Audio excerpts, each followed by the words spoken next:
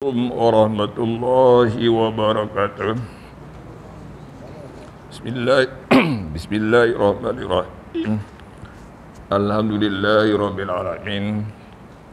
Wassalatu wassalamu ala asyrafil anbiya'i wal mursalin wa ala alihi wa sahbihi ajma'in.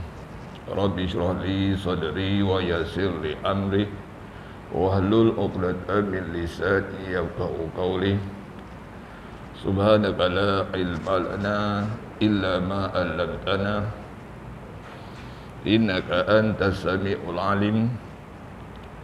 La haula wa la quwwata illa billahil 'aliyyil 'azim. Allahumma inni ala zikrika wa syukrika wa husni ibadatik.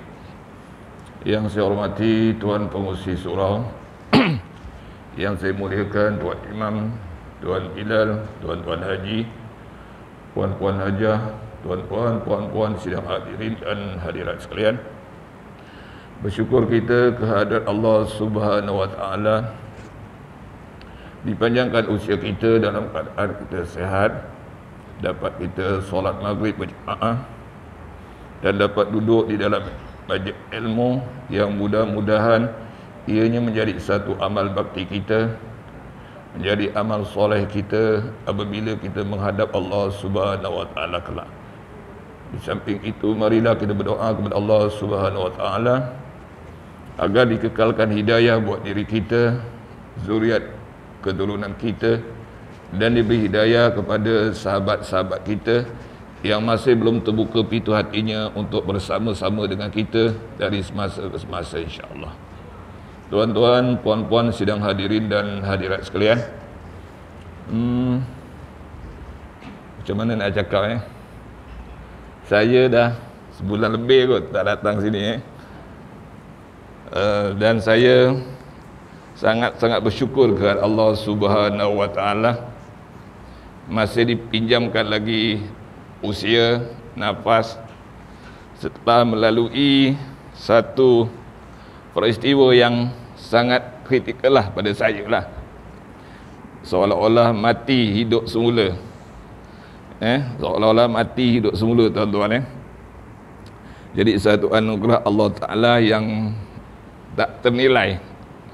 Sesungguhnya inilah yang selalu Nabi beritahu, dua perkara yang manusia ini lalai, iaitu sehat dan masa lapang. Itulah tuan-tuan. Jantung ni tuan-tuan, kita berjalan, dia pun berjalan. Kita berhenti, dia berjalan. Tapi kalau dia berhenti, kita yang jalan. Jadi tuan-tuan, pada malam ini saya belum berkesempatan lagi nak study tentang tauhid penghujung usia dunia. Saya ambil nota saya yang lain lah tuan-tuan. Kita malam ni marilah kita sama-sama menceritakan tentang adik bungsu, tuan-tuan. Adik bungsu kita daripada 12 beradik, iaitu bulan Zulhijjah yang dah sampai ke penghujungnya. Dah sampai ke nota terakhir besok, tuan-tuan. Di mana bila kita berdoa akhir tahun besok, sesungguhnya syaitan laknatullah menangis, tuan-tuan.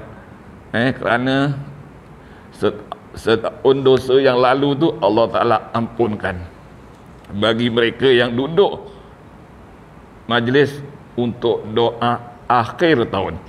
Kata guru saya, seelok-elok doa akhir tahun itu ialah habis saja doa, masuk maghrib.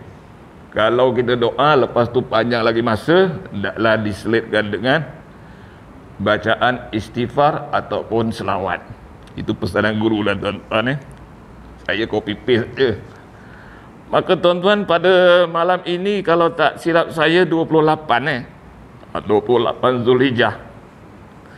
Apa kata Allah Subhanahu Wa Taala, tuan-tuan, dalam Al-Quran? Allah Taala rakamkan, inna iddatas syuhur indallah isna asyar syahran. Sesungguhnya bilangan bulan-bulan di sisi Allah Ta'ala itu ada 12 bulan. Bermula daripada bulan Muharram, Safar, dan yang terakhir bulan Zulhijjah. Fi kitabillah yawman khalaqas samawati wal ard minha arba'atun hurum. Di dalam Al-Quran Allah Ta'ala jadikan semasa Allah Ta'ala ciptakan langit dan bumi ini, Allah Ta'ala dah maktubkan perjalanan setahun itu 12 bulan. Dan di antara 12 bulan itu, tuan-tuan, ada 4 bulan yang Allah Ta'ala haramkan bagi kita untuk berperang, untuk bermasa muka, untuk berkecil hati. Allah Ta'ala larang. Perang tak boleh, masa muka tak boleh, kecil hati tak boleh, bergaduh pun tak boleh. Bulan apa, tuan-tuan? Iaitu bulan Zulqa'dah, Zulhijjah, Muharram dan bulan Rejab. 4 bulan dalam setahun. Bulan-bulan inilah yang kita nak jaga, tuan-tuan. Kalau ada rasa kecil hati dengan kawan, dengan saudara mara, dengan suami, dengan isteri, cepat-cepatlah kita jaluk ngapura. Tuan-tuan, sebab apa, tuan-tuan? Sebab bulan yang dilarang. Itu kalau cerita bulan. Kalau cerita mati, lagi tak boleh nak cerita lah, tuan-tuan. Sebab saya bila saya sakit, tuan-tuan, sakit dada yang tak ada nokta, saya rasa. Sakit rahang ni, saya bermula daripada malam Selasa, hari Selasa, malam Selasa, malam Rabu, tengah kelas, tuan-tuan. Tengah kelas, tiba-tiba sakit ni. Kenapa Tapi alhamdulillah lah, dia reda. Pagi Rabu kena lagi sakit rahang ni. Tapi dia reda, alhamdulillah. Anggap biasa je lah sakit macam tu kan. Sebab sihat lawannya sakit. Tiba malam Rabu, tuan-tuan, malam Khamis, sakit rahang, sakit dada yang tidak ada nokta. Makin sakit, makin sakit, makin sakit.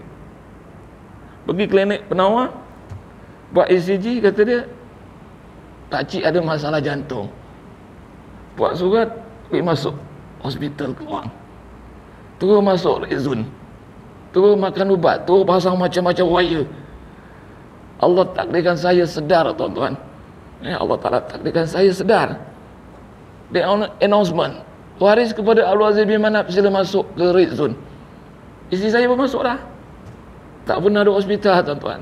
Bila masuk hospital, hati macam-macam lah rasa takut. Bawa beg pun kain plekat 3 helai, t-shirt 2 helai. Aku ni macam masuk asrama pula.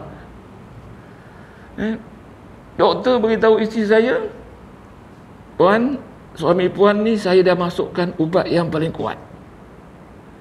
Ubat ni beroperasi 2 jam. Kalau 2 jam suami puan still macam tu, kita akan tidurkan. Subhanallah. Saya dengar tidur, tuan-tuan. Ya Allah, lama ni aku dengar orang tidur. Orang ditidurkan. Hari ni bila aku atas diri aku, maka usia aku rasanya 58 tahun saja ni. Hidup di dunia. Rasanya, tuan-tuan, saat rasa dah macam tu dah. Andai kata dalam 2 jam berlaku sesuatu, kita tembak ubat ni untuk pecahkan pembuluh, tiba-tiba pembuluh yang pecah. Na'udzubillah min zalik, berlakulah pendarahan dalam organ. Jadi riwayat hidup suami puan 50-50. Tu ceritanya, tuan-tuan. Dalam 1 jam lebih, tuan-tuan, tak apa ke saya cerita sikit ni, Tuan Haji. Dalam 1 jam lebih, tuan-tuan, tiba-tiba pandangan saya yang jelas ni jadi kabur. Jadi kabur. Saya rasa, ya Allah, apakah aku ni dah nak mati? Dalam kitab sebut, tuan-tuan, kesakitan mati itu tidak boleh diceritakan. Sebab orang yang nak mati, macam mana nak cerita?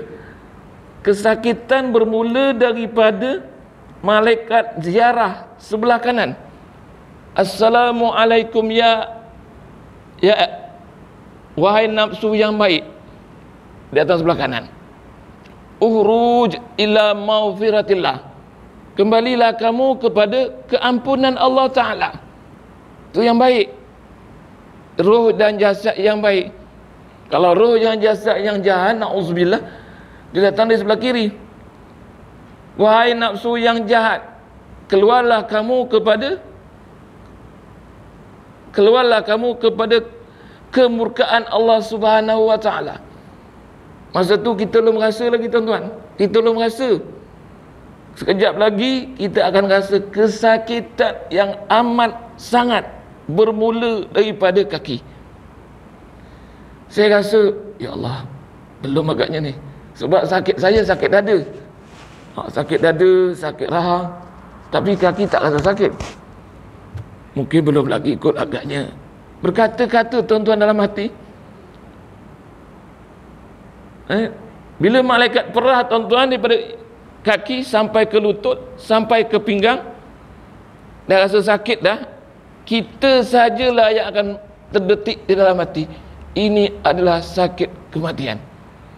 Ini adalah sakit kematian. Tiba nyawa kita sampai di halkum gharah-gharah. Tatkala itulah kita semua, saya dan tuan-tuan, akan melihat buat pertama kalinya malaikat maut. Ini tuan-tuan, Allah Ta'ala buka hijab di antara dunia dan akhirat, di antara dunia dan alam barzah. Tatkala itu tuan-tuan, apa kata diri kita? Farji'na na'mal amalan salihan inna mungkinun. Ya Allah, kembalikanlah aku ke dunia sebentar ya Allah. Aku nak buat kebajikan. Tapi dia tak boleh kan tuan-tuan. Ini tuan-tuan Jadi alhamdulillah tuan-tuan, saya sedar. Saya ada pengsan sekejap. Saya tak sedar, tak tahu berapa lama pengsan. Saya sedar tu saya nak muntah. Bila saya muntah, saya buka mata. Alhamdulillah ya Allah, terima kasih ya Allah, kau bagi aku pinjam lagi usia. Doktor pengusap saya, pakcik nama siapa? Abdul Aziz bin Manap. Di mana sekarang pakcik? Di hospital. Alhamdulillah pakcik selamat. Azan subuh tuan-tuan. Azan subuh. Lepas tu dia masuk ke ward CCU lah. Duduk CCU tuan-tuan. Nurse kata, pakcik duduk atas katil ni 3 hari. Tak boleh turun. Kencing, berak, mandi atas katil. Ya Allah, saya terus doa tuan-tuan, ya Allah, janganlah kau bagi aku berak 3 hari ya Allah. Nampak macam kelakar tuan-tuan. Tapi saya doa, ya Allah, aku tak nak dosa ya Allah. Aku tak nak dosa, aku dah banyak dosa. Ini semayang pun hanya menghormati waktu saja. Tolong ya Allah, aku tak nak dosa. Allah kabulkan tuan-tuan. 3 hari saya tak buang air besar. Padahal makan juga. Hari yang keempat, qadha. 4 kali buang air besar. Subhanallah.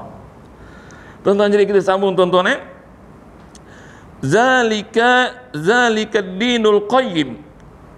Maka ketetapan yang demikian itu adalah ketetapan daripada Allah Subhanahu wa Ta'ala. Ini bulan tuan-tuan. Maka janganlah kamu menganiaya diri kamu dalam bulan yang dihormati itu. Allah Ta'ala perintah kita, jangan kita menganiaya. Yang pertama pada diri kita, yang kedua pada isteri, seterusnya pada anak-anak, pada jiran tetangga, dan kepada haiwan. Jangan kita menganiaya. Ini bela kucing, tapi tak diberi makan. Aniaya tuan-tuan. Bela ayam, dibuatkan rebat, tak beri makan. Aniaya tu. Semuanya itu akan dipertanyakan oleh Allah Subhanahu wa Ta'ala nanti. Maka tuan-tuan, bulan Zulhijjah ini bulan juga yang dipanggil bulan korban. Dah berlalu pun tuan-tuan. Yang kita buat korban tu pada 10, 11, 12 dan 13 Zulhijjah tu, kita sembelih binatang-binatang korban tu, kita tumpahkan darah-darahnya. Apa tujuan sebenarnya tuan-tuan? tidak lain dan tidak bukan adalah untuk kita buang sifat-sifat buruk yang ada pada diri kita yang dinisbahkan kepada binatang. Sebab kita ni tuan-tuan, kita ni manusia, ulama beritahu kita haiwanun natik, haiwan yang boleh bercakap-cakap. Kita ni, kalau lembu bahasanya satu saja, kalau kambing bahasanya satu je, tetapi manusia ni bahasanya subhanallah. Kalau ikut kitab dua bahasa je, iaitu bahasa Arab dan bahasa Ajam. Bahasa Ajam tu maknanya ghairul lughah, lain daripada bahasa Arab, itu namanya bahasa Ajam. Bahasa Inggeris, bahasa Perancis, bahasa Melayu, bahasa Jawa, bahasa India, itu bahasa Ajam. Berbagai-bagai bahasa. Maka tuan-tuan yang disembelih itu ialah sifat apa? Sifat tamak, sifat bakhil, ego, sombong, takabur, degil, mudah kecil hati. Apa kata orang sekarang? Hati tisu. Cakap sikit aja nak merajuk, cakap sikit aja kecil hati. Dia ingat dia je seorang kecil hati, kita tak kecil hati ke? Dendam, semua itu sifat-sifat mazmumah yang kita nak sembelih. Dah pun kita sembelih binatangnya, tapi apakah ianya berkubur bersama dengan binatang yang kita sembelih atas nama kita tu? Dah bertahun dah kita sembelih binatang tuan-tuan, tapi perangai kita duduk macam tu je. Macam mana tuan-tuan? Maka kita kena muhasabah. Kata Imam Al-Ghazali dalam kitab Ihya Ulumuddin, dalam kitab Ihya Ulumuddin, manusia ni tuan-tuan, dalam diri manusia ni ada 4 sifat. Ada 4 sifat. Yang pertama namanya bahimiyah. Apa bahimiyah? Iaitu sifat haiwan ternakan. Ini dalam diri kita. Kalau kita tengok kita punya struktur badan kita tuan-tuan, kita berdiri, paling mulia kita ialah otak, fikiran kita paling mulia Allah letakkan di atas. Tapi ada kalanya tuan-tuan, ada kalanya otak kita ini, fikiran kita ini lebih hina daripada kita punya apa ni belakang ni, pungkok. Orang utara kata pungkok, apa? Punggung ataupun buntut. Melayu cakap buntut lah, kan? Bila kita sujud, punggung kita lebih tinggi, lebih mulia daripada kita punya fikiran, kita punya otak. Sama tak dengan binatang? Tatkala dia makan, begitulah keadaan kita sujud. Sama tak dengan binatang ketika binatang berjalan, ketika manusia itu rokok? Jadi kata ulama tuan-tuan, manusia ini namanya haiwanun natik, manusia yang boleh berkata-kata dan perangainya tidak lagi juga daripada sifat-sifat binatang. Sebab itu tuan-tuan orang tua-tua dulu, kalau dia marah setengah-setengah lah, tak semua. Kau ni macam binatang lah, macam binatang. Tapi kalau orang Johor cakap marah memang betul marah je. Kau ni macam binatang lah. Saya pernah duduk serumah tuan-tuan dengan orang Kelantan masa bujang. Orang Melayu ni di Sembarangau lah ni. Serumah ada orang Kelantan. Dia marah kita ketawa. Mu ni macam binatang lah. Saya pun ketawa, kawan-kawan pun ketawa. Kau nak marah-marah lah. Betul, cakap macam binatang. Ini binatang. Itu lorat dia lah tuan-tuan. Jadi tuan-tuan, itu sifat bahimiyah. Apa sifat bahimiyah tadi tuan? Makan, minum. Makan, minum tuan-tuan. Binatang yang kedua, subu'iyah. Sabu'iyah. Apa sabu'iyah? Binatang buas. Binatang buas. Apa sifatnya? Juga makan dan minum. Apakah makan dia dengan makan kita ni sama? Kalau kita makan dan dia makan tu sama dengan kita, memang tak lagi lah kita ni daripada sifat binatang. Ulama beritahu tuan-tuan, binatang ni hidupnya untuk makan. Dia hidup ni untuk makan. Kita makan untuk hidup. Kalau masuk tasawuf pula, dua-dua tak ada. Dia makan untuk ibadah. Makan untuk ibadah. Sebab itu orang-orang tasawuf tuan-tuan makannya sikit. Macam Nabi makannya sikit.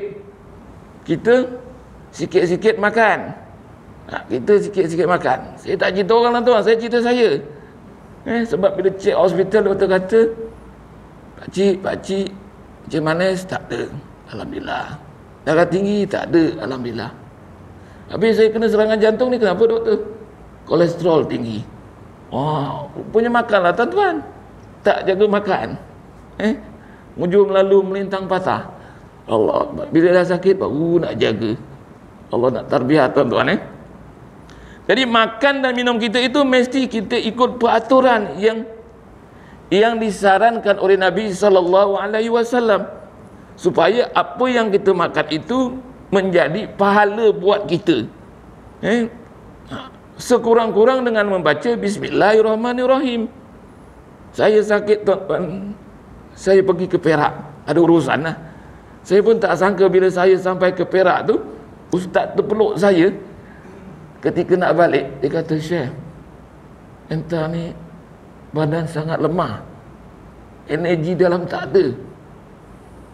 Saya cakap, saya ni baru balik hospital ustaz, kena serangan jantung. Okey, tak apa, nanti malam mana datang homestay entah. Dia datang tuan-tuan, homestay saya, dia ubatkan saya. Saya rasa lepas ubat tu macam alhamdulillah, separuh saya sihat, dia rasa. Jadi tuan-tuan, makan dan minum kita kurang-kurang baca bismillah. Ini belum apa-apa lagi kita cakap apa tuan-tuan? Wah, makan durian. Tak boleh. Tak boleh. Ini kolesterol tinggi. Ini karbohidrat tinggi. Apa kata guru saya tuan-tuan? Kalau nak makan, makan aja. Baca bismillah, Allahumma barik lana fima razaqtana wa qina azabannar. Yang saya dapat kat Perak tuan-tuan lagi pula, subhanallah. Nak makan aja baca Bismillahirrahmanirrahim. Allahumma barik lana fima razaqtana wa qina azabannar. Baca selawat 11 kali. Setiap kali nak makan, nak minum, baca selawat 11 kali. Lepas tu baca law anzalna hadzal qur'ana ala jabalil la ra'aitahu sampai akhir ayat. Setiap kali nak makan, setiap kali nak minum, tu kena baca. Berapa lama ustaz? 3 hari je. Nasib baik 3 hari. Subhanallah tuan-tuan. Rupanya bila kita baca tuan-tuan, dia punya kesan dia lain tuan-tuan. Kesan dia lain. Kita tarik nafas tu macam rasa lain. Macam lega rasa. Subhanallah. Barulah makanan yang kita makan itu dia menjadi pahala, menjadi kekuatan untuk kita ibadah kepada Allah Subhanahu wa taala. Ini tuan-tuan, itu baru makan. Belum cara makan lagi. Kan? Belum lagi cara kita makan. Kita makan dengan tangan, sunnahnya dengan tangan. Contoh kita makan nasi goreng, dah guna sudu. Mana sunnahnya tuan-tuan? Mana pahalanya? Itu tuan-tuan, saya tak nak kupas panjang lah tuan-tuan. Kadang kita tengok tidur. Binatang, ternakan, binatang buas juga tidur. Kita tidur juga. Apakah tidur kita serupa dengan tidur dia? Ini tuan-tuan, kita kena muhasabah diri kita supaya tidur kita tidak sama dengan tidur binatang. Sekurang-kurang kita tidur dengan doa. Dengan doa. Ayatul Kursi.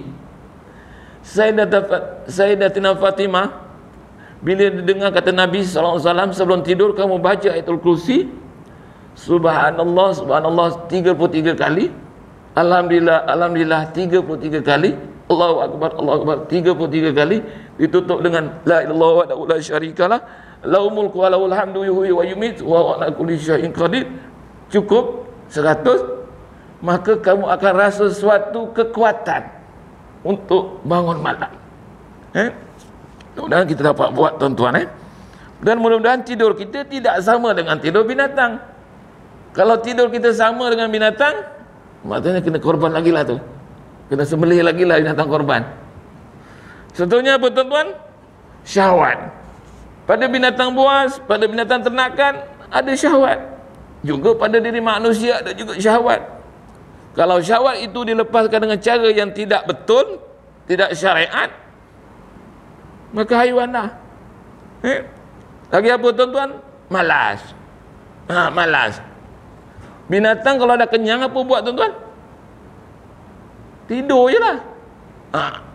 Melepek je. Juga kita, kalau ada manusia yang macam tu, maka itu adalah sifat haiwan. Tetapi ada satu cerita tuan-tuan tentang kambing lembu, dan juga bab 1. Itu cerita sedap tuan-tuan. Kambing, lembu cakap dengan kambing, wahai kambing, kenapa kamu ni makan gelojoh sangat? Makan gelojoh sangat.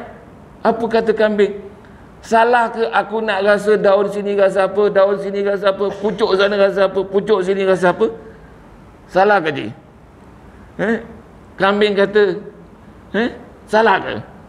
Lembu kata, tak salah. Nak rasa nikmat Allah, salah ke? Tak salah. Cuma kaedah kamu makan tu salah. Caranya tu gelojoh sangat. Kamu lagi teruk, kata kambing. Makan satu tempat sampai nampak tanah. Saya tak kira ni tuan-tuan, bila saya baca artikel ni, baru saya tengok, saya perhatikan lembu kambing. Padahal Rasulullah ni diajar dengan gembala kambing. Nabi Musa juga diajar dengan gembala kambing. Rupanya kambing ni banyak cerita dia. Kambing kalau cakap mesti nak menang. Itu banyak cerita lah tuan-tuan. Maka kata lembu, aku makan sampai nampak tanah, kenapa? Sebab aku ada sifat qanaah, sifat rasa syukur apa yang ada depan mata. Tak seperti kamu. Ada kutuk lagi kambing. Kambing pun kata, dah lah, tak gunalah kita dua orang ni kutuk. Ada satu lagi makhluk Allah yang lebih teruk daripada kita, iaitu babi. Bab 1. Dia makan ni nyondol-nyondol. Lalulah bab 1. Bab 1 kata apa? Aku sungguh pun begini, aku tidak masuk neraka Allah Subhanahu wa taala. Walaupun aku makan nyondol-nyondol, orang mukmin tak suka dengan aku, jauh daripada aku, tapi aku tidak masuk neraka Allah Subhanahu wa taala. Ada satu makhluk Allah yang akan masuk neraka lebih hina daripada aku. Siapa dia?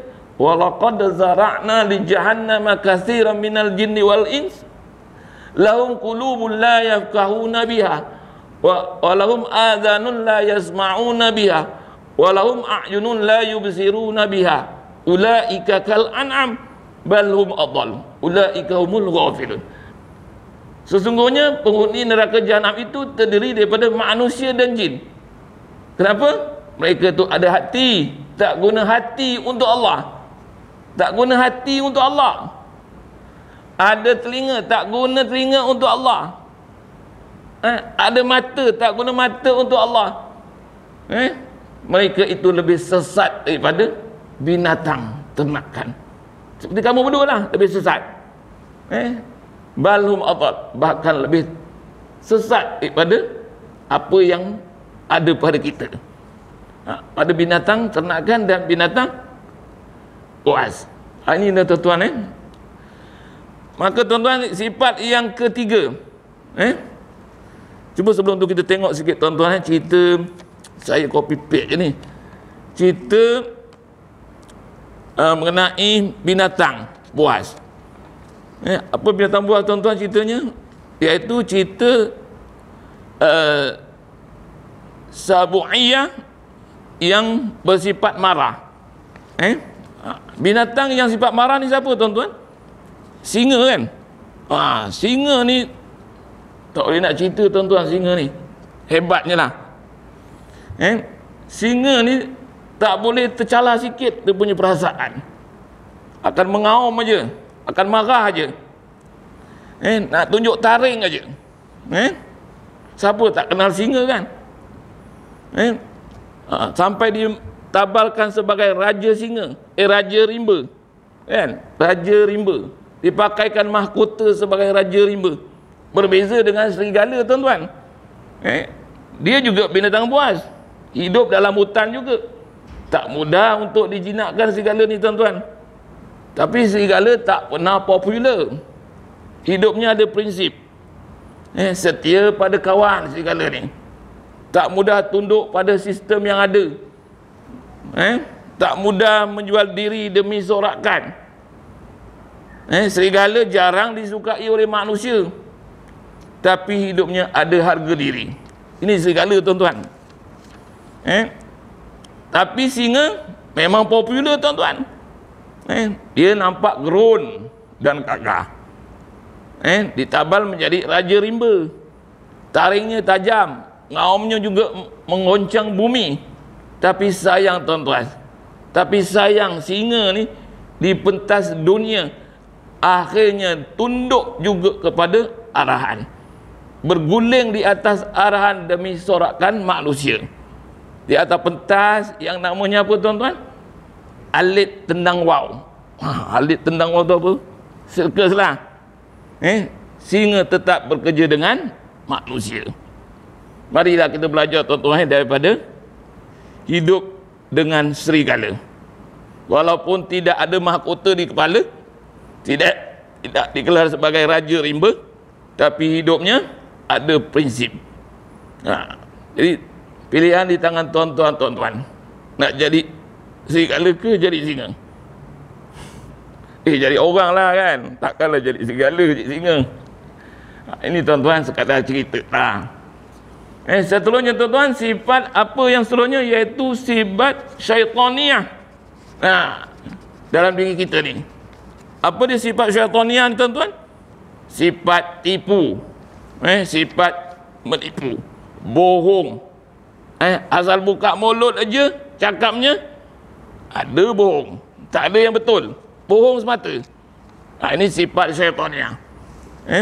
Lagi apa, tuan-tuan? Cakap besar. Cakap besar. Ni siapa yang selamatkan budak ni? Aku lah. Nak harapkan korang, jangan harap lah. Tengok je lah orang lemas. Cakap besar. Lagi apa, tuan-tuan? Ada PhD, penyakit hasad dengki. Lagi apa? Marah, tak puas hati. Tak puas hati je, tengok orang senang, dia tak senang. Tak senang tengok orang senang. Ini, tuan-tuan, penyakit syaitaniah. Seterusnya, tuan-tuan, iaitu sifat yang keempat yang ada pada diri manusia itu, iaitu malakiyah, sifat malaikat. Ini, tuan-tuan, kalau tiga ni dah dapat kita buang, insya-Allah dia akan lahir pada diri kita ni sifat malaikat. Apa dia? Taat. Taat, sentiasa taat. Sami'na wa ata'na. Kami dengar dan kami taat. Jangan jadi seperti umat Nabi Musa. Na'udzubillah min dzalik. Sami'na wa asaina. Kami dengar tapi sorry lah, kami tak ikut. Taat. Keduanya ikhlas. Nak buat sesuatu dengan ikhlas. Sebab pekerjaan kita ni, tuan-tuan, Allah akan nilai keikhlasan. Seterusnya zuhud. Seterusnya benar. Ini, tuan-tuan, sifat malaikat yang perlu kita semaikan dalam diri kita, yang kita ambil iktibar daripada sembelihan korban di bulan Zulhijjah. Kita tengok satu sifat Nabi SAW, tuan-tuan. Sifat Nabi yang sepatutnya kita contohi, tuan-tuan. Suatu ketika Nabi SAW pergi Baqi'. Baqi' ni kubur lah, tuan-tuan, kawasan perkuburan Baqi', bersama dengan Sayyidina Abu Bakar dan Sayyidina Umar. Pergi dan balik, tuan-tuan. Ketika balik tu, tuan-tuan, Sayyidina Abu Bakar, Sayyidina Umar ni jauh daripada Rasulullah. Maknanya Rasulullah berjalan berserian terdahulu. Tiba-tiba tuan-tuan, tiba-tiba datang seorang pendeta Yahudi, namanya Zaid ibn Sa'na. Dia datang pada Nabi SAW, dia terus cekak baju Nabi. Dia terus cekak baju Nabi ni. Sayyidina Umar jauh, Sayyidina Abu Bakar juga jauh ketika itu. Dia tak sempatlah nak menepis apa yang pendeta Yahudi ni buat. Apa kata pendeta Yahudi tuan-tuan? Hai Muhammad, bila kamu nak bayar hutang aku? Bila kamu nak bayar hutang aku? Kamu ni pandai buat hutang, tapi tak pandai nak bayar. Ini tuan-tuan, Zaid ibn Sa'na. Sayyidina Umar meluru tuan-tuan. Sayyidina Umar meluru mendapatkan Nabi SAW. Meluru terus pada Zaid. Sayyidina Umar ni dia badan dia besar tuan-tuan, gagah, kuat. Sebab Sayyidina Umar ni tuan-tuan, semasa jahiliah dia adalah pemegang tali pinggang wrestling. Tapi wrestling dulu dia bukan pakai seluar dalam aja, tak. Dia pakai jubah. Walaupun dia hidup zaman jahiliah tuan-tuan, dia pakai jubah, pakai eagle lagi diikat tu kepala. Dia pemegang wrestling. Berapa tahun kalau tak silap saya, kita sebut 3 hingga 5 tahun berturut-turut. Tak ada orang boleh tewaskan dia tuan-tuan. Ini Sayyidina Umar. Lalu Sayyidina pergi pada Zaid ibn Sa'na, dia cekak je baju ibn Sa'na. Dia cekak, dia angkat tuan-tuan. Maka terlepaslah yang pendeta Yahudi pegang baju Rasulullah tu, terlepas. Ya aduullah, dia kata, wahai musuh Allah, apa kamu buat pada Nabi aku ni? Apa yang kamu buat pada Nabi ku ni? Kalau tidak kerana Nabi ada di sini, nescaya aku penggal leher kamu. Ini Sayyidina Umar tuan-tuan. Siapa tak tahu Sayyidina Umar, kan?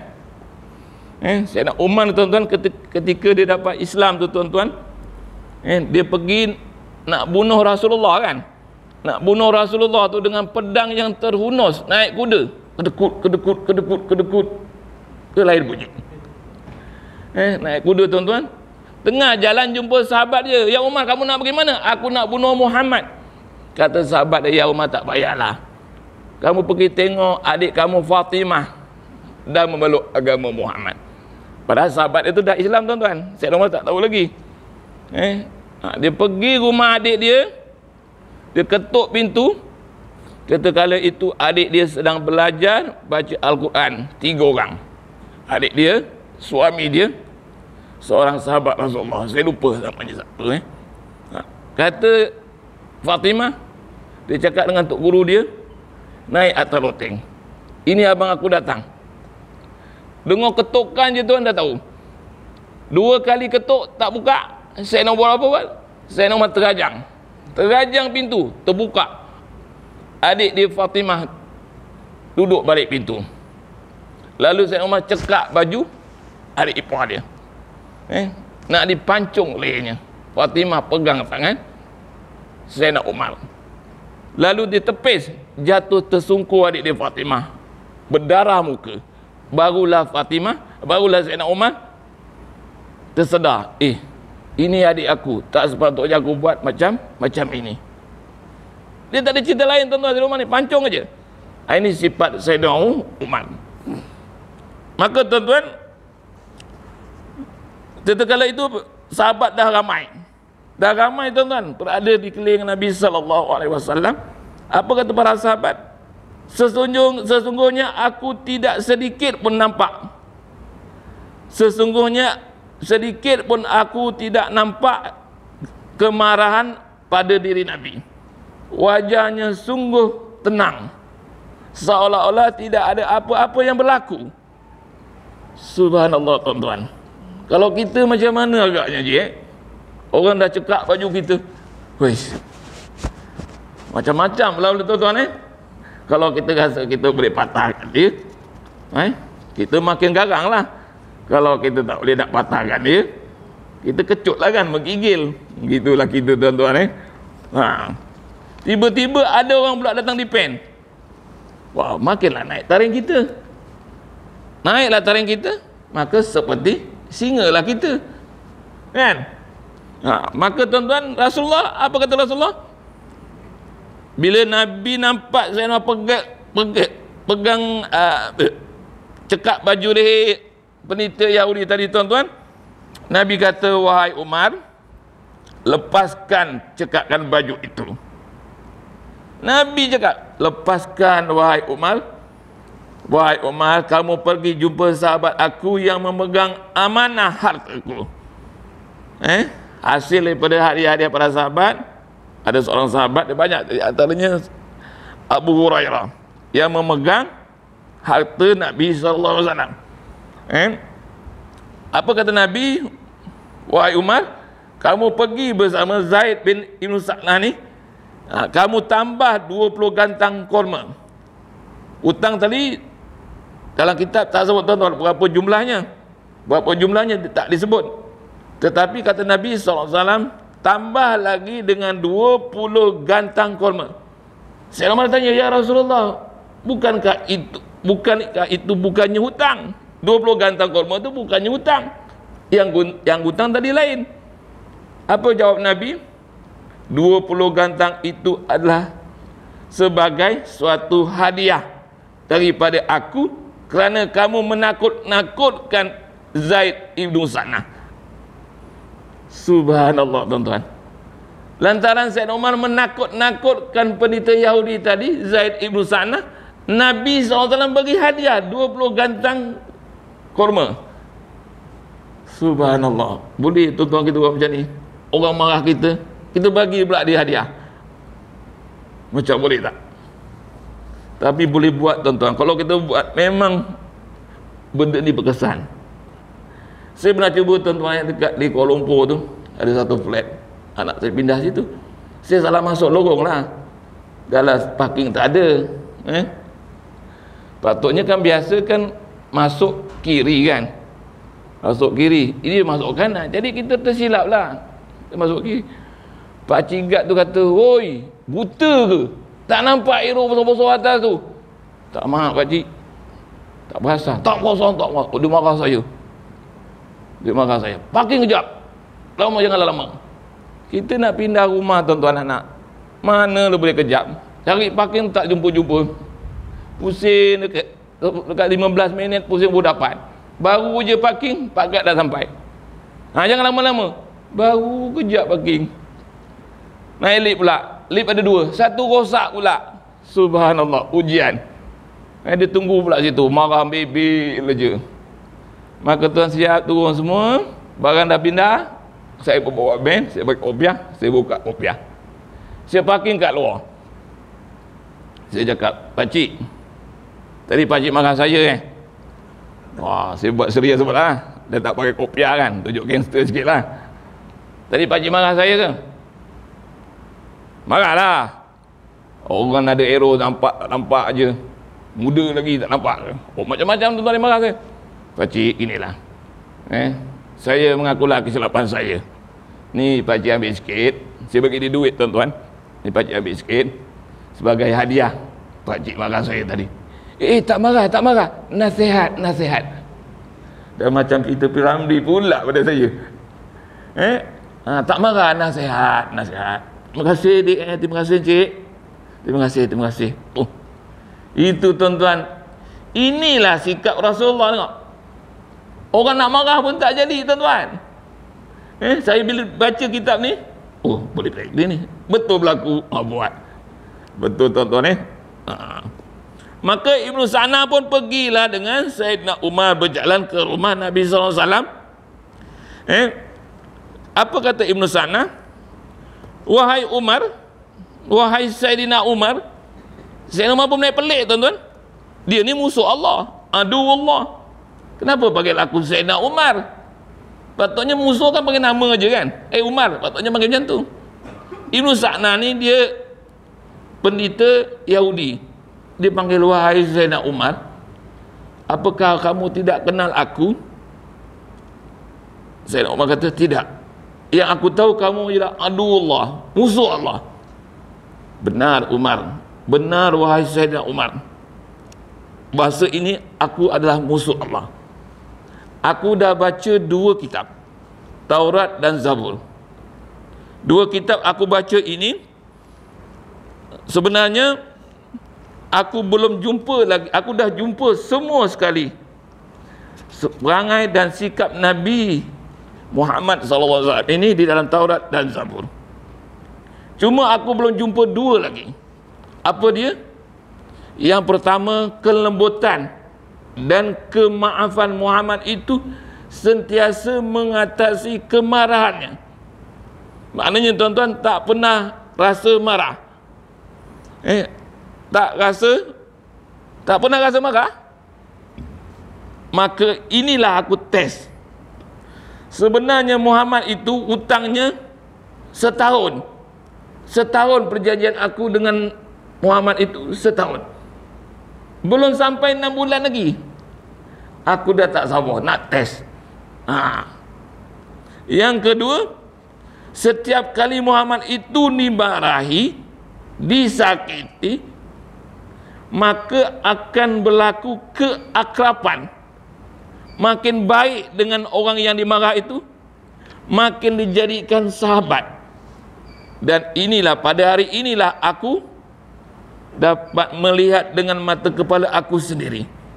Maka tuan-tuan, balik daripada rumah Rasulullah, jumpa pada Rasulullah, Ibnu Sanah tu mengucap 2 kalimah syahadah.